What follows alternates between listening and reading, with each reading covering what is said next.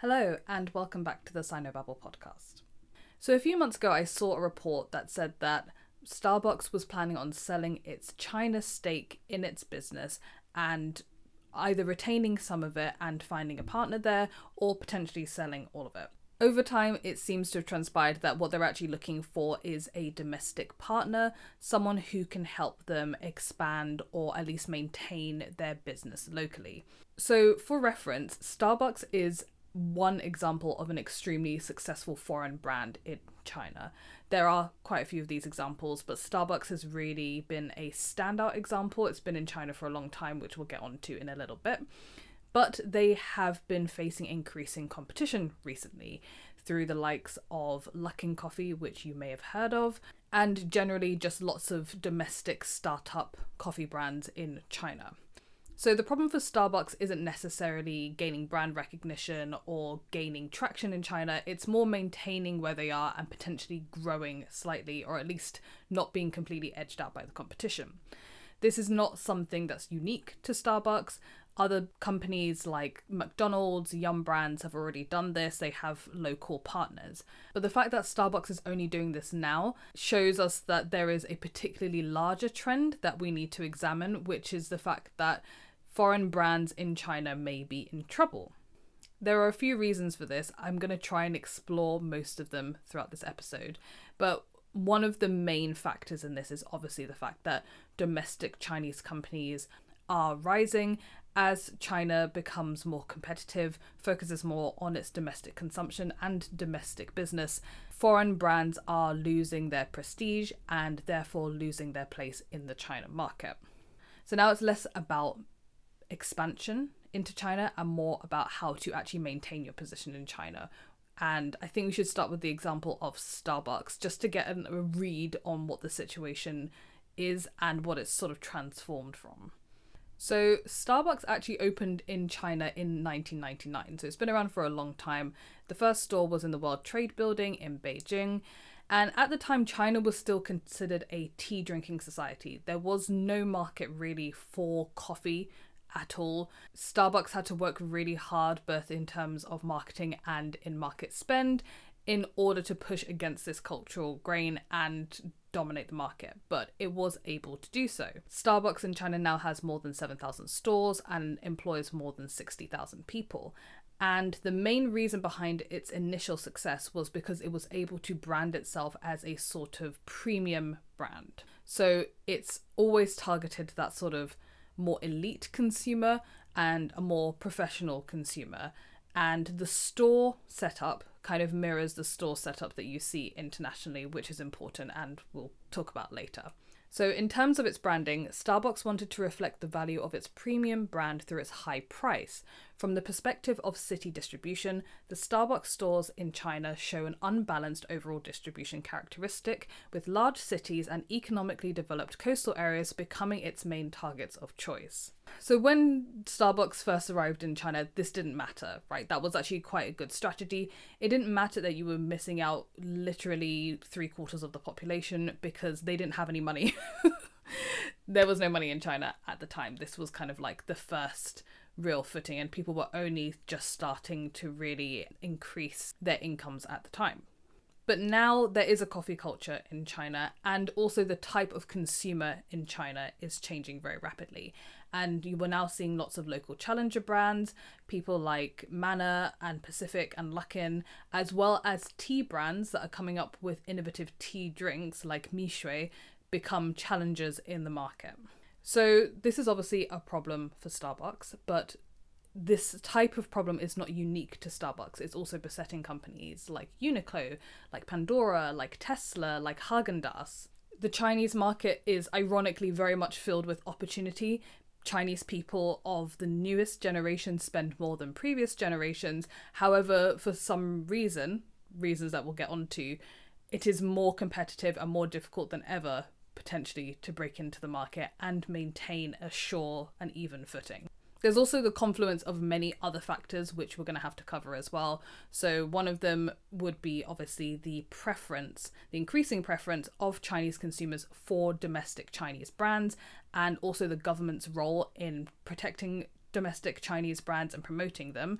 as well as something that we need to discuss called the sinking market, and also the problems of localization, which foreign brands are not as adaptable to as domestic brands.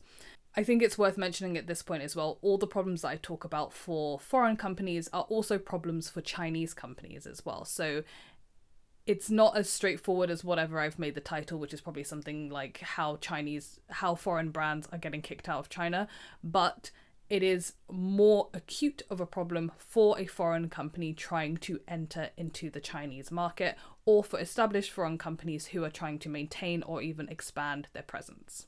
Basically, if foreign companies don't start changing their ways, they're all going to end up like ASOS on the cutting room floor, with everyone forgetting about them in the next 5 years. So first, let's try and get an idea of how Chinese consumption patterns and Chinese consumers in general have changed over the past decade or two. So in her book, The New China Playbook, Ke Yujin writes that in China, the average net household saving rate as a share of disposable income is more than 30% over the last 2 decades. By contrast, of the 37 industrialized nations in the OECD, the same rate is below 10%, and in many cases below 5%. So this has been the trend in China ever since they started measuring it, essentially. And Chinese people still are relatively big savers compared to everyone else in the world. They also have a very, very high rate of home ownership as well. However, this is all changing with the new consumer base, the sort of post-80s, post-90s generations as they are known in China. So again, going back to Ke Yujin, she writes that this barrier-breaking generation was born in the 80s, 90s, and the first decade of the noughties. Its members are confident, privileged, prosperous, and highly educated, but above all, their life trajectories have been defined by the most radical act of social engineering in human history, China's one-child policy. One thing is clear, the current young generation today likes to spend and borrow. On the Alibaba platform, one can purchase a lipstick with one click, and with another click, take out a loan to finance it. The function Huabei in Alipay is a word that means just spend, and is highly popular among the young. Optimistic about China's economic prospects, they are not nearly as risk-averse as their parents. The haunting memory of economic depression and the expropriation so firmly embedded in the minds of previous generations play no part in their consciousness. Their outlook on the economy and their own prospects is a rosy one, which makes them different from millennials around the world. Previous generations that once looked up to Western standards, foreign brands, American jobs, and foreign ways of being are giving way to a generation convinced that their own education, goods, and services are as good as any, if not better. The confidence of a new generation will define China's future. I don't necessarily agree with everything that she's written there. I think that there is increasingly a bit of a depressed outlook among the youth, not about their own economy, but more about their own prospects in that economy. However, generally speaking, I think what she's written about how Chinese youth see their culture, see their country, see their position and place in the world is very, very different to how their parents and grandparents did. They know that things that have grown in China can grow abroad. That's why you're getting things like the Labubu craze going international. And I will not mention the word Labubu again because this is an anti-Labubu podcast. But when we're talking about changing consumer habits, we also need to bear in mind the amount of money that people actually earn, the amount of disposable income people actually have, which we'll get onto in a little bit. But first, let's talk about the business environment as well, just to sort of dovetail these 2 points together. So ever since foreign brands have been able to enter China, the general business environment has been more difficult for foreign brands. Even though the Chinese government desperately wanted more FDI in the 80s and 90s, there were still lots of rules and regulations that applied to foreign brands that didn't apply to domestic ones. So, for example, foreign brands would have to partner with a domestic brand or have some sort of domestic connection in order to get set up. Many of them would also only be allowed in certain areas of the country. Some industries were not allowed at all, like telecoms and education. And you also had to be very comfortable with handing over pretty much all of your data to the government, regardless of what you were doing. So some brands chose not to enter the market at all. Some brands entered very quickly and pulled out. And some of them failed due partly to these regulations, but also due to general economic trends. There is no one-size-fits-all answer to why foreign brands have struggled in China. So if we go back to the New China Playbook, Jin writes that the fortunes of foreign firms in China are so variable that one cannot paint the full picture with a few simple brushstrokes. On the one hand, the state welcomed FDI, which brought with it much coveted technology and know-how, but at the same time the state was concerned that foreign competitiveness would hamper the development of some local infant industries. So while some companies faced all kinds of hurdles, others enjoyed special treatment.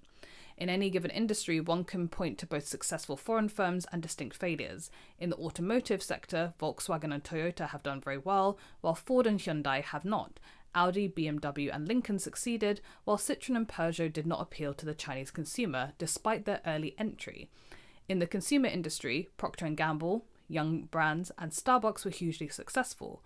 Mattel did not succeed in selling Chinese girls Barbie dolls that look like them because the company did not understand that Chinese girls preferred blue-eyed blondes. Some companies like Google chose not to comply with regulatory restrictions and pulled out. Some were bested by local players. eBay's, Amazon's and Walmart's online businesses lost out to Alibaba, for example. Uber lost the battle to Didi, though the two companies then reached a mutually beneficial agreement, and many other companies like Apple and Samsung have flourished. There are even examples of when foreign companies have been actively invited in and enticed with all sorts of benefits in order to set up their businesses in China, for example, Tesla. But while they have to face all of these regulatory challenges, at the same time they are competing with domestic brands which have a completely different set of rules to play by. I won't get too much into how China's local economy works in this episode. I might do a completely different episode sort of explaining the devolution of economic power from the centre to localities. But what's important to understand about the Chinese economy is that while the overall macroeconomy is planned at the central level, it's local governments that are responsible for actually carrying out economic plans and making their localities economically viable. So that could be provincial level leaders passing down edicts. A lot of the time it's what's known as the mayoral economy, so very large cities, prefectural level cities, having almost complete autonomy and control over how their economy runs. Or it could be somebody who's in charge of, say, 3 different cities of a medium size within a region, having to make sure that they are all successful. So Chinese local governments are essentially responsible for investing in or ensuring the correct environment for the success of companies in order to improve their own GDP. And this is a very important political vehicle for local Chinese leaders. I feel like this point is going to come up a lot when we talk about different future episodes that I have planned as well, so this is quite important. What's sort of most important to know here is that local governments control their economy and what they invest in. They're more likely to invest in domestic brands because then that way there can be a long-term political relationship between these companies and the local officials, which can then grow as the officials grow, as the officials' careers take off or as the company grows, and they can help each other out. It's mutually beneficial. And local companies, due to favourable conditions set up by the government, for example, tax subsidies or, waiving of certain fees, can provide cheaper products to consumers, which then means that they can outcompete foreign brands on price, which, as we will discuss, is becoming increasingly important. Again, just to reiterate that the Chinese economy is also competitive for Chinese brands. So a good example would be the EV industry, which at some point there were 500 EV brands in China, and in 2024 there were only 100. So it's very much dog eat dog out there, but again, domestic brands have the advantage. And I don't know, the more that I read about it, the more it seems like it's like a serpent eating its own tail almost, because it's getting to the diminishing return stages, I feel, for a lot of these businesses, but that's not what we're here to discuss right now. All we need to know is that the adaptation of foreign brands in China is what is going to become like the crucial factor in their success in the future. So I just wanted to very, very briefly touch on the kind of shopping experience in China as well, because I feel like it's ever so slightly different in the West. I don't just mean different platforms as well, like obviously they don't have Amazon or Uber or things like that. They have their own equivalents like Alibaba, and like they don't have TikTok, they have Douyin, blah, blah, blah. The Chinese internet is its own ecosystem, which we understand. The way in which Chinese consumers shop both online and in person is different.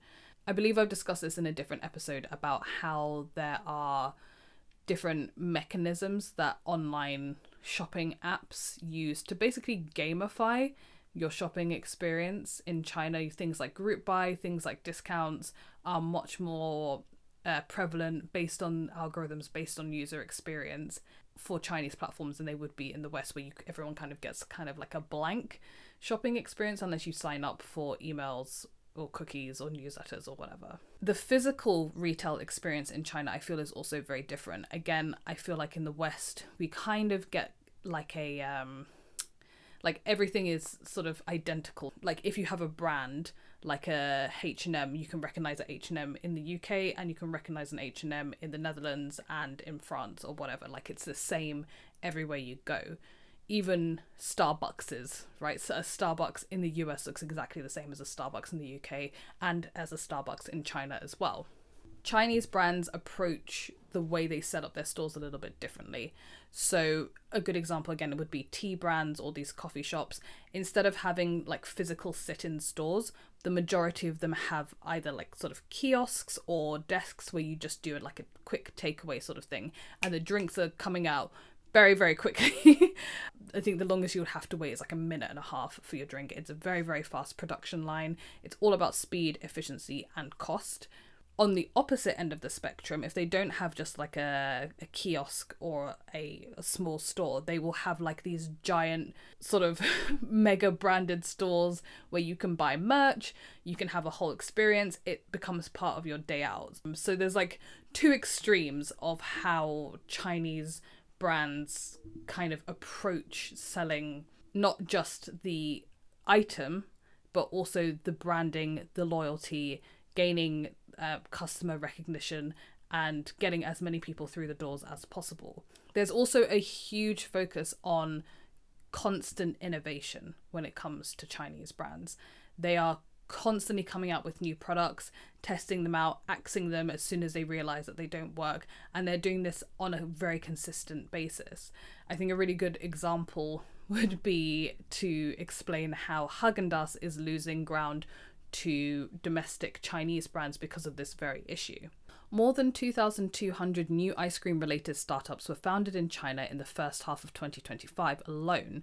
Foreign incumbents like Starbucks and Haagen-Dazs appear to be melting under the pressure. Both firms have started cutting prices this year to stay competitive, as domestic chains like Mixue Ice Cream, Hey-Tea and Nayuki made inroads with sub-10 yuan offers and creative combo sets combining tea drinks and desserts. So sub-10 yuan would be around $1.50 or around £1. Products made with seasonal local fruits are more popular. Labels like imported ingredients don't mean much to young people. Many Chinese ice cream and beverage firms roll out new products at a pace that would be unthinkable for global brands like Haagen-Dazs, whose stores mainly stick to the same classic selection of around 20 flavours. We launch at least 2 new flavoured drinks every month, said one manager of a tea and ice cream store in Guangzhou. We are also offering various creative beverage like Good for Sleep, Energy or Skin Whitening. Local brands are also often more agile in distribution, building an everywhere presence through local convenience stores, chain stores and delivery platforms. Whether out shopping, working late, travelling or staying home, Chinese consumers are always able to access an array of domestic dessert and drink options. In contrast, international brands appear to be struggling. Haagen-Dazs has opened only 8 new stores in China this year, but has closed 78, more than a fifth of its total presence. In some second and third tier cities, the company has largely vanished from view. So at the end there, they just mentioned tiers, which will be coming on to shortly, but that also ties into the larger issue of localization and understanding that basically every single city, every locality, every town in China has its own local taste, but beyond that, they also have their own local way of life, right? There's huge differences in incomes, in pace of life, in levels of urbanization. There are so many factors to consider for each province, each region, each locality, each prefecture. It's so fragmented that you really do need that niche local understanding. And when I say niche, I mean really, really niche. So here's an example about in-store promotions. In-store promotions and sampling are a popular strategy in China. particularly for imported brands introducing less familiar products that warrant a trial. For a start, retail in China is very fragmented regionally, so brands may need to follow different sets of guidelines in different chains. In addition, the effectiveness of such promotions varies dramatically between cities. 38% of Shenzhen consumers consider in-store promoters to be credible for food and beverage, versus only 12% in Nanjing. Okay, so what is the Chinese tier system and how does it play into this story? So it's important to understand that the Chinese government itself does not rank its cities. This is more of a system that was thought up by sort of think tanks, real estate companies, the equivalent of like The Economist in China.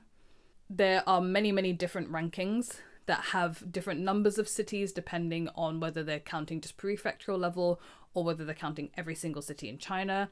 They also rank them based on different things, for example, quality of life versus GDP. But the most sort of reputable one, I suppose, is Eastside's Global Rising Lab ranking, which includes 337 cities divided into 6 tiers. So the ranking looks at 5 important factors that drive business activity and urban life, including the availability of commercial resources and how well a city competes in the new economy. We don't actually need to get into which cities rank where for today.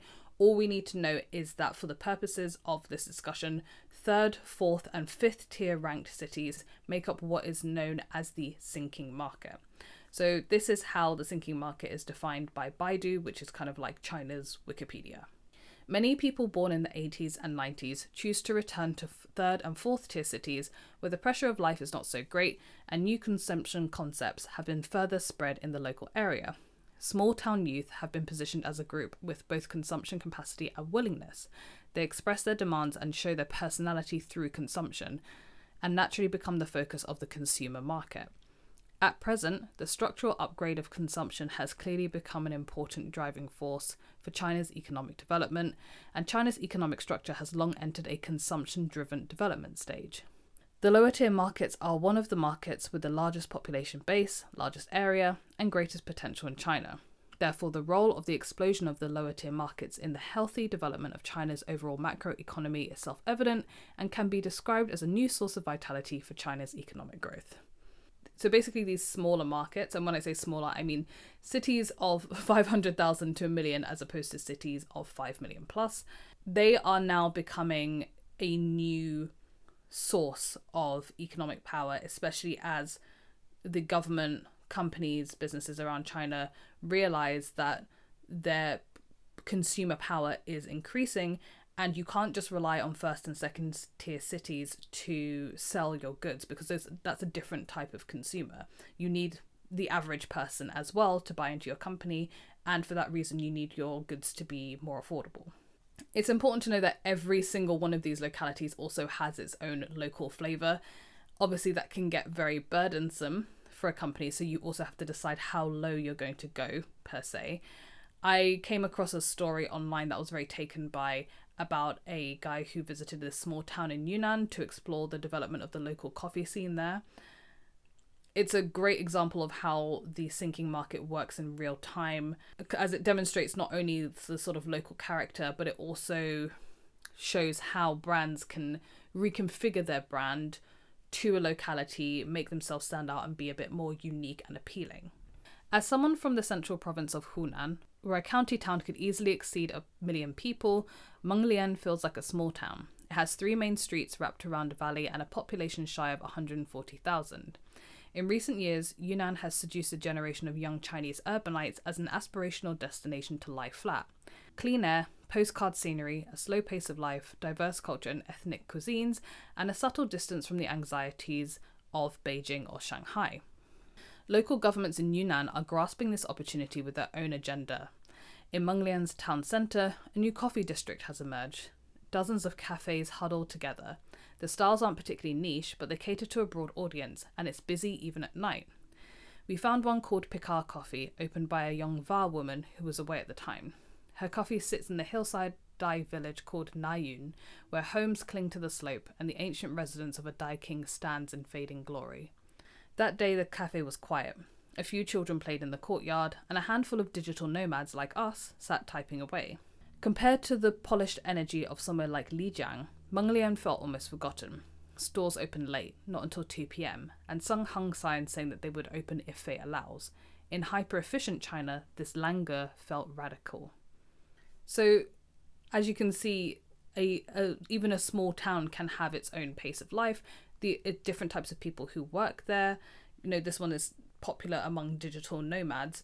Other places might just be full of local people, full of older people, full of younger people who've just returned from university. All of these particularities are things that brands now have to go about sussing out, hiring people to suss about, put on the ground, actually research these locations, pull together reports, decide whether or not it's worth going there. If you do set up there, what time should you open your shop? Should you close early? Should you be open from 7 a.m. to 7 p.m. or should you open from 2 p.m. to 10 p.m? All of these decisions need to be made at a micro level nowadays.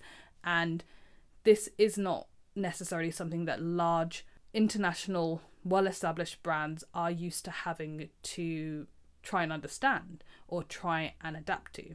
A good example of this would be Uniqlo. Uniqlo is obviously known internationally as a very affordable clothing brand. Its stuff has always been very sort of, I need a t-shirt, or my husband needs an entirely new wardrobe, let me just get him the same shirt in every single colour, as well as a pair of shorts in 2 colours that I know are going to fit him, that I know are going to look good, and we never need to worry about buying another cardigan ever again. But now Uniqlo is facing serious competition in China, especially from brands like Shein that can churn out new designs in a matter of days. And they do feel like they need to compete because their stuff is more expensive, basically. So they're trying to make stuff cheaper, they're trying to make stuff faster, they are trying to get into the sinking market, and yet China is the only market where Uniqlo is losing money. They're losing around 11% profit year on year. They've tried to adapt their styles, for example, introducing things like miniskirts and crop tops to appeal to a younger generation, which obviously then excludes the people who have long shopped there, older people like myself, or maybe people in their 40s who just want something reliable. So it's also creating confusion amongst its existing clientele. And I think that just goes to show that for brands like Uniqlo and Starbucks, it is probably going to be impossible for them to compete on things like speed of innovation and pricing. Luckin Coffee can sell coffees for 9 yuan. That's less than £1, right? Whereas a Starbucks coffee is still 30 yuan, which is by no means expensive. It's still much cheaper than it is in the West, but it's, you're competing domestically here, and you if someone's selling it for a third of the price, there's no way that you can compete with that. And if you want to compete and expand and grow, as opposed to just sort of like maintaining your position, you actually have to lower your costs, you have to lower your prices, because the majority of Chinese people are still not in a middle enough income to be able to afford your products regularly. So going back to Keuyujin, the truth is there are still around 870 million people with a monthly income below 2,000 renminbi, which is around $300. They still have yet to join the 400 million in the middle income group, which by Chinese standards have a qualifying monthly income of around 2,000 to 5,000 renminbi, far below the advanced economy average. Having an enlarged middle income group, which has the highest marginal propensity to consume, is the only way to truly bolster China's consumption engine. This applies to every single sector, even the electric vehicles sector. So data shows that in 2024, the sales volume of new energy vehicles in low-tier cities will reach 4.37 million, with 80% of the sales volume concentrated in 50,000 yuan class mini cars that cost around £5,000. In low-tier cities, consumers pursue mature technology and economical applicability when buying cars. They have daily short-distance commuting of around 10 to 20 kilometres, and travel is mostly concentrated on weekends. They're mostly self-employed, small and micro business owners. They use cars for a wide range of time and frequently, and they pay more attention to cost control and usage functions. In other words, in low-tier cities, everyone's consumption logic is life-driven. So unless these global international brands can suddenly adapt their market or their marketing to appeal to people whose entire consumption habits are based on what's convenient for them, what can they afford, what fits best into their lifestyle, it's going to be difficult for them to really break further into the China market or penetrate even deeper into the sinking market. They're not only going to have to think about trends among young people, they also have to think about what's convenient for a more mature type of buyer, but people who have always earned a certain amount, lived a certain way, and don't want to change their lifestyles. And then on top of that, they're also competing with domestic brands who not only intrinsically understand their consumer, but can adapt more quickly because they are domestically based. Their supply chains are all domestically based. All the decision making is on the ground. There's a lot less friction between the time something is reported as trending and the time that a decision is made, which if you have to keep reporting to global HQ or keep writing quarterly reports in order for anything to get moving, then you're just not going to make it in time. I just want to end on the note as well that Chinese brands, now that they've sort of understood their domestic market very well, are trying to go global as well. Apart from the obvious example of Chinese EVs, you've also got examples like Shein, which is a fast fashion brand. I hate to say its name again, but Labubu is also out there trending. I hope it stopped trending by the time this episode comes out. You've got domestic appliances like Haier. But the most recent and most interesting example is that of Luckin Coffee. So going back to the original story of Starbucks, Luckin Coffee has now opened 2 branches in New York. And this was particularly fascinating to me because Luckin basically doesn't exist outside of China. It's not like they're like a huge East Asian brand. They actually only have like 12 stores in Singapore other than the stores that they have in China. So it kind of feels like they're going straight for the jugular. They're going straight for Starbucks' neck, and they're saying that we are coming to compete with you. You know, we're winning at home, we can win at your home as well. I think another example might be the example of Huawei, which has previously completely flopped in the West, but now it's kind of making a comeback. It's got more like slick Apple style advertising. It's doing like football team sponsorships and other sports sponsorships to get its branding out there. I think Chinese brands are going to have much fewer pain points when it comes to trying to adapt to Western markets than foreign Western brands have had in adapting to China. Yes, there are problems of localization, but those are fewer and further between, I would say, because, as I mentioned at the top of the episode, we have more sort of a generic framing around our brands.